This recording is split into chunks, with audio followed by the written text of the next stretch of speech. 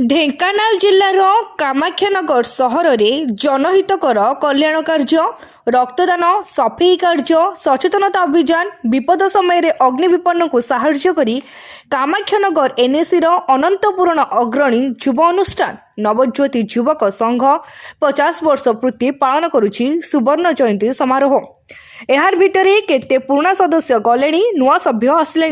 यार भितरे कामाख्यानगर पूर्वतन विधायक प्रफुल्ल कुमार मल्लिक और शासक दल विधायक शत्रुघ्न जेना गोटे मंच में बसवा सौभाग्य आनी।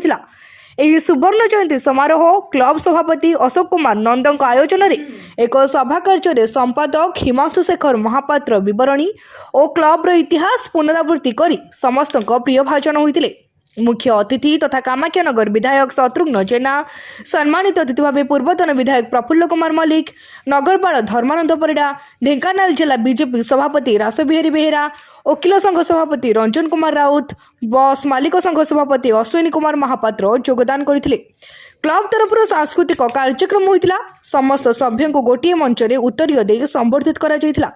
क्लब्र अमर प्रसाद शतपथी, सोमेन्द्र दास, रंजीत साहू, रविनारायण साहू को संबर्धित करा जायथिला। कार्यक्रम को मनोज कुमार राउल संयोजना करथिले। कामाख्यानगर प्रकाश कुमार पात्र रिपोर्ट, तीर्थक्षेत्र लाइव।